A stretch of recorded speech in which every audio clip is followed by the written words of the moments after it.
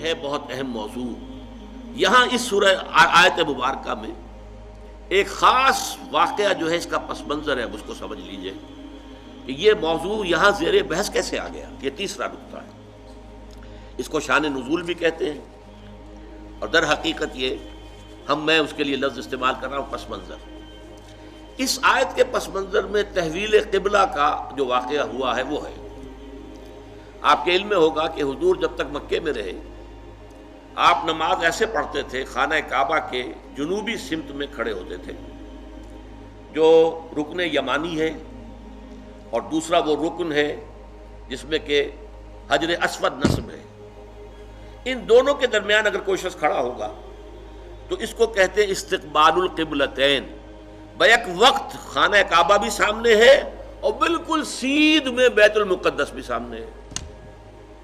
استقبال القبلتین مکے میں رہتے ہوئے ممکن تھا، اس لیے کہ اگر آپ خانہ کعبہ کے جنوب میں کھڑے ہیں تو آپ کے سامنے کعبہ ہے اور اسی سیدھ کے اندر بیت المقدس بھی ہے. لیکن جب آپ ہجرت فرما کر تشریف لے آئے مدینہ منورہ، اب مدینہ منورہ کے جنوب میں ہے بیت اللہ خانہ کعبہ مکہ مکرمہ، اور شمال میں ہے بیت المقدس، لہذا اب استقبال القبلتین تو ممکن نہیں. اب یہ ہم نہیں جانتے، نہیں کہہ سکتے کہ آیا یہ کسی وحی خفی کی بنیاد پر ہوا، اس لیے قرآن میں کوئی وحی جلی موجود نہیں ہے، یا یہ حضور کا اپنا اجتہاد تھا جس سے کہ اللہ تعالیٰ نے پھر ریکگنائز کر لیا، اس کو منظور کر لیا. لیکن حضور نے مدینے جا کر نماز پڑھنی شروع کی بیت المقدس کی طرف رخ کر کے، شمال کی طرف، اور خانہ کعبہ پشت پر ہے. یہ چیز شاخ گزر رہی تھی ان لوگوں کو جو مکے سے چل کر آئے تھے. جتنی محبت انہیں خانہ کعبہ سے تھی اس کا ہم اندازہ نہیں کر سکتے.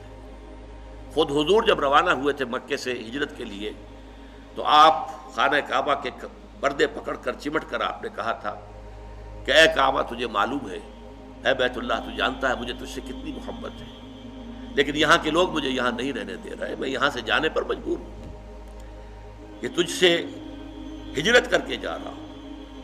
اس حوالے سے سب کو پسند ہے. لیکن یہ کہ نماز پڑھ رہے ہیں خانہ کعبہ کی بجائے بیت المقدس کی طرف رخ کر کے.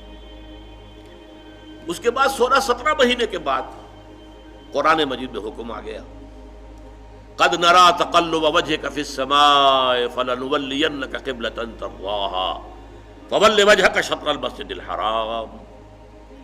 اے نبی ہم آپ کے چہرے کا بار بار آسمان کی طرف اٹھنا دیکھتے رہے ہیں. حضور انتظار کر رہے تھے کہ کب حکم آئے کہ ہم خانہ کعبہ کی طرف رخ کر لیں. اس سے میرا گمان یہ ہے کہ وحی خفی کی بنیاد پر حضور کا فیصلہ تھا. قرآن مجید میں جو وحی آ گئی ہے شامل ہے، اسے وحی جلی کہتے ہیں، اور حضور پر اور بھی وحی ہوتی تھی وحی خفی جو قرآن مجید میں شامل نہیں ہے. بہت سی احادیث در حقیقت وہ وحی ہی پر مبنی ہے، لیکن وہ باللفظ نہیں ہے، بالمعنی ہے، اور وہ وحی جلی نہیں ہے، وحی خفی ہے. تو یہ معلوم ہوتا ہے وحی خفی کی بنیاد پر تھا، لیکن حضور پر بھی شاخ گزر رہا تھا اور مکے والوں پر بھی شاخ گزر رہا تھا. اور حضور بار بار آسمان کی طرف نگاہ اٹھاتے تھے کب جبرائیل آئیں اور کب یہ حکم ہو کہ ہم اپنا رخ بدل دیں اور بجائے شمال کی طرف رخ کر کے نماز پڑھنے کے جنوب کی طرف رخ کر کے نماز پڑھیں. تو اللہ فرماتا ہے قد نرى تقلب وجهك في السماء فلنولينك قبلة ترضاها. اے نبی ہم دیکھتے رہے ہیں آپ کے چہرے کا آسمان کی طرف بار بار اٹھنا، تو لیجئے ہم بدل دیتے ہیں، آپ کا چہرہ کر دیتے ہیں رخ اسی طرف جو آپ کو پسند ہے. فول وجهك شطر المسجد الحرام. تو اب اپنا رخ پھیر دیجئے مسجد حرام کی طرف.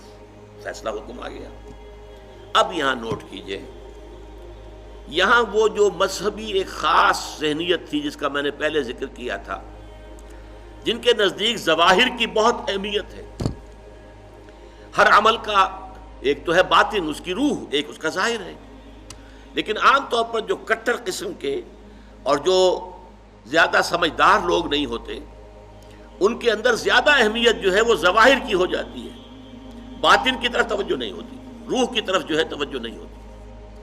تو کچھ نہ کچھ مسلمانوں میں بھی ایسے حضرات تھے لیکن اس سے بڑھ کر یہودیوں نے ایک طوفان اٹھا دیا. پہلے تو یہودی خوش تھے، انہیں یہ احساس ہوا کہ محمد تو ہمارے کیمپ فالوور ہیں. جب ہمارے قبلے کی طرف رخ کر کے انہوں نے نماز پڑھنی شروع کی ہے، اس کا مطلب ہے کہ ہی از فالوئنگ اس، تو ہمارے پیروکار ہو گئے، تو جھگڑا کائے کا ہے. لیکن اب جب آ گیا یہ کہ اپنا رخ بدل دیجئے، اب پیٹھ ہو گئی بیت المقدس کی طرف اور رخ ہو گیا خانہ کعبہ کی طرف، تو ان کے کان کھڑے ہوئے کہ یہ تو کوئی مسئلہ جو ہے کچھ اور ہے. ایک نئی امت کی تشکیل ہو رہی ہے اور ایک نئی بالکل شریعت آ رہی ہے، نئی امت جو ہے وہ وجود میں آ رہی ہے. انہوں نے اس کو ایک مسئلہ بنا لیا، پروپیگنڈے کا طوفان کھڑا کر دیا. یہ کیسے نبی ہیں جن کا قبلہ ہی معین نہیں ہے؟ 16 مہینے ادھر رخ کر کے نماز پڑھی.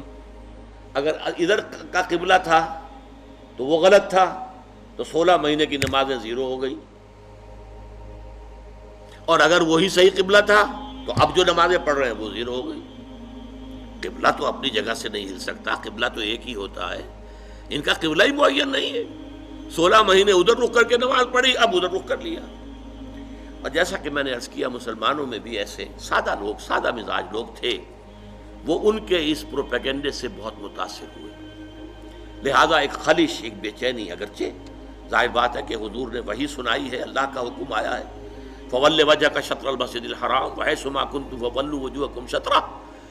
نہ صرف یہ کہ اب فوراً اپنا رخ جو ہے مسجد حرام کی طرف کر دو، چنانچہ آپ کے علم میں ہوگا جو لوگ وہاں گئے ہیں، وہاں مدینے میں ایک مسجد ہے مسجد القبلتین. حضور ایک خاص قبیلے میں گئے ہوئے تھے، ظہر کی نماز کا وقت وہاں آ گیا، وہاں کوئی دعوت طعام تھی، ظہر کا وقت آ گیا تو کھڑے ہو گئے نماز پڑھنے کے لیے، صحابہ پیچھے کھڑے ہیں. اسی دوران میں، نماز کے دوران یہ آیات نازل ہوئی. حضور نے وہی قبلہ بدلا اپنا، فَوَلِّ وَجْهَكَ شَطْرَ الْمَسْجِدِ الْحَرَامِ. اب حکم الہی آنے کے بعد تو تاخیر 1 منٹ کی بھی جائز نہیں، تو فوراً آپ نے رخ بدل لیا اور تمام نمازیوں نے بھی رخ بدل لیا. اس لیے اس مسجد میں 2 طرف محرابیں بنی ہوئی ہیں. ایک محراب جو ہے وہ شمال کی طرف ہے بیت المقدس کی طرف، اور ایک محراب ہے مکے کی طرف جنوب کی جانب. اسی لیے اس کو کہتے ہیں مسجد القبلتین، 2 قبلوں والی مسجد. لیکن یہاں حکم یہ بھی ہے وَأَيْنَمَا تَكُونُوا فَوَجُّ، جہاں کہیں بھی تم ہو فَوَلُّوا وُجُوهَكُمْ شَطْرَهُ، اے مسلمانوں جہاں کہیں بھی ہو اپنا رخ مسجد حرام کی طرف کرو. اب ظاہر بات ہے کہ اس پر جب عمل ہو گیا تو صحابہ نے عمل تو کیا، دل میں کچھ دغدغہ رہا، کچھ پریشانی رہی. خاص طور پر یہ بات کہ اگر اصل قبلہ یہ تھا اور یہ ہے جو آج ہو گیا ہے، تو پھر ہماری نمازوں کا کیا بنے گا؟ ہماری نمازیں 16 مہینے کی ضائع ہو گئی، غلط قبلے کی طرف پڑھی گئی. اسی لیے اسی مقام پر کہا گیا ہے وَمَا كَانَ اللَّهُ لِيُضِيعَ إِيمَانَكُمْ، نہیں اس وسوسے کو قریب نہ آنے دو. نماز تو عین ایمان ہے، نماز ضائع ہو گئی تو ایمان ضائع ہو گیا؟ نہیں، اس وقت حکم وہ تھا، اس پر عمل کرنا تقاضا تھا دین کا. اب حکم یہ ہے، اب اس پر عمل کرنا تقاضا ہے دین کا. نہ وہ غلط تھا نہ یہ غلط ہے. تم کسی سمت سے نہ بندھ جاؤ، تم ظاہر کے ساتھ زیادہ جو ہے اپنے آپ کو وابستہ نہ کر لو. نماز کی اصل روح، دین کی اصل روح تو کیا ہے؟ اللہ پر ایمان، اللہ کا یقین، رسول کی اطاعت، رسول کا فرمان. پہلے وہ تھا تو اللہ تعالیٰ نے مکے والوں کا امتحان لے لیا تھا کہ آیا وہ اپنی آبائی، اس لیے کہ مکہ جو ہے اور بیت اللہ جو ہے وہ تو ان کا سمجھیے کہ قومی شعار کے درجے کے اندر رکھنے والی چیز تھی، قومی شعائر میں سے. اب اس کی طرف پشت کرنا سب پر بھاری گزرا. لیکن یہ کہ وہ رسول کے ساتھ چونکہ پورے بدھے ہوئے تھے تو جو حکم رسول کا وہ انہوں نے قبول کیا. اور اب ان لوگوں کے لیے امتحان آ گیا جو مدینے میں رہتے تھے اور یہود کے زیر اثر تھے، اور اس کی وجہ سے بیت المقدس کا مقام ان کی نگاہوں میں بہت اونچا تھا. اب اس کی طرف پیٹھ کرنی پڑ رہی ہے. تو ان کے ایمان کا جو ہے وہ اللہ تعالیٰ نے امتحان لے لیا، اور تمام صحابہ جو ہیں دونوں امتحانوں میں ثابت قدم اور کامیاب ہوئے. اب لیکن اس خلش کو مٹانے کے لیے اب دیکھیے عجیب ہے یہ بات. یہ مسئلہ آج ہمیں معلوم ہوتا ہے کہ بڑا ہی چھوٹا سا مسئلہ ہے. جب یہ مسئلہ آیا تھا تو یہ چھوٹا نہیں تھا، بہت بڑا مسئلہ تھا، بہت بڑا مسئلہ تھا. خاص طور پر وہ جو ایک ذہنیت ہے کہ جو دین کے اعمال ہیں ان کی روح کی بجائے ساری نگاہ جو ہے وہ اس کے ظاہر سے وابستہ ہو جاتی ہے، اس کے لیے یہ معاملہ بہت کٹھن تھا. یہی وجہ ہے اس قرآن مجید میں آپ کے علم میں ہوگا پورے 2 رکوع ہیں تحویل قبلہ کے اوپر. حالانکہ آج ہمارے نزدیک کوئی بڑا مسئلہ نہیں تھا، لیکن یہ کہ وہاں اس وقت ڈی فیکٹو جو اس وقت کی سچویشن تھی اس میں اس کی اتنی اہمیت تھی، دلوں پہ جو کیفیت گزر رہی تھی اس کا جو ہے صحیح طور سے اس کا علاج اور اس کا معالجہ اور مداوع ضروری تھا۔ دو رکوع جو ہیں، رکوع 17واں اور 18واں، دوسرے پارہ سیقول کے پہلے دو رکوع خاص اسی پر ہے، جس تکرار کے ساتھ فولوا وجوہکم شطرہ، فولوا وجوہکم شطرہ، اس سے دو رکوع پہلے ایک بات کہی گئی، یہ آپ کو ملے گا 14ویں رکوع کے اندر، وَلِلَّهِ الْمَشْرِقُ وَالْمَغْرِبُ فَأَيْنَمَا تُوَلُّوا فَثَمَّ وَجْهُ اللَّهِ۔ دیکھو لوگوں، مشرق اور مغرب سب اللہ کے ہیں، تم جدھر بھی رخ کرتے ہو وہ اللہ کا رخ ہے۔ اللہ کسی رخ میں محدود نہیں ہے۔ کیا مغرب صرف اللہ کا رخ ہے، مشرق نہیں ہے؟ آج آپ کو معلوم ہے کہ ہم پڑھتے ہیں مغرب کی طرف، اور امریکہ والے یا افریقہ والے وہ مشرق کی طرف نماز رخ کرتے پڑھتے ہیں۔ تو مشرق و مغرب سے کوئی فرق واقع نہیں ہوتا۔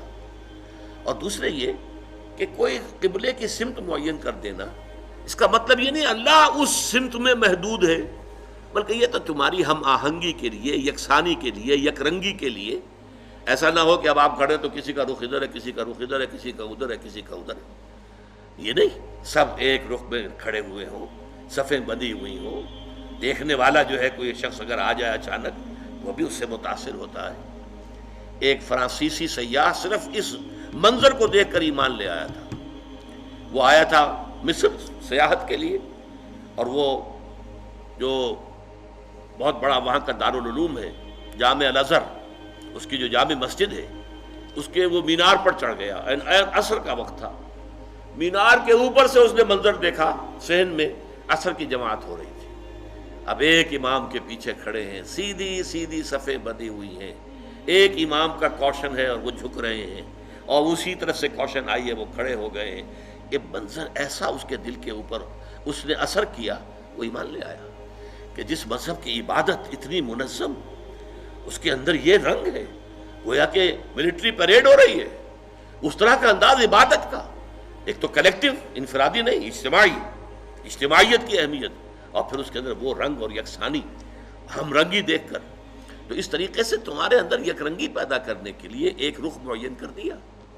اس کا یہ مطلب نہیں اللہ اسی رخ میں ہے، للہ المشرق والمغرب، مشرق و مغرب سب اللہ کے لیے ہے، فَأَيْنَمَا تُوَلُّوا فَثَمَّ وَجْهُ اللَّهِ، جدھر بھی تم رخ کرو اللہ کا رخ ہے، شمال بھی اللہ کا، جنوب بھی اللہ کا، مشرق بھی اللہ کا، مغرب بھی اللہ کا۔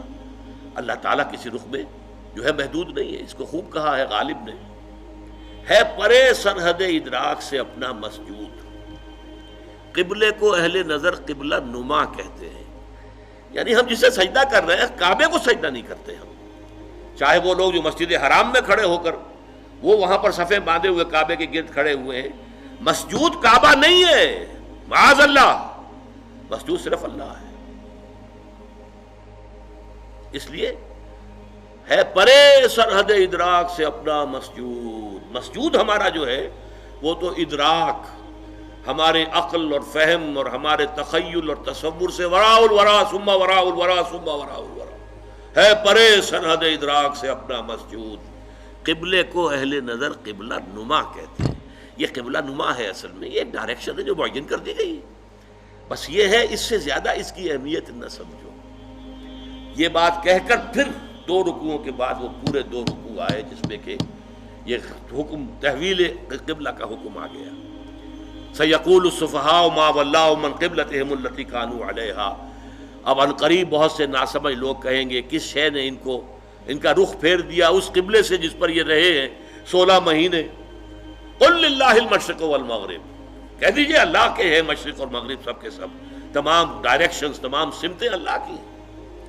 اب دیکھیے اس کے بعد دو رکوع میں تحویل قبلہ کے احکام لانے کے بعد پھر دو رکوعوں کے بعد 19-20 نکال دیجئے، پھر 21ویں رکوع کی یہ پہلی آیت ہے۔ گویا کہ یوں سمجھیے کہ یہ جیسے میرا دھڑ ہے، دو رکوع 17-18 یہ تو میرے دھڑ کے مانند ہے کہ دو رکوع مکمل ہے تحویل قبلہ کے حکم پر، لیکن دو رکوع پہلے بھی ایک آیت آ گئی، للہ المشرق والمغرب فَأَيْنَمَا تُوَلُّوا فَثَمَّ وَجْهُ اللَّهِ۔ اس کے بعد بھی اگر کوئی خلش رہ گئی، کوئی دل کے اندر جو بے اطمینانی رہ گئی، ہو گئے کچھ لوگ، اب اس کے لیے آخری جس کو کہیں گے موپنگ اپ آپریشن، 2 رکوعوں کے بعد لیس البر ان تولوا وجوہکم قبل المشرق والمغرب، نیکی یہی نہیں ہے کہ تم اپنے چہرے مشرق و مغرب کی طرف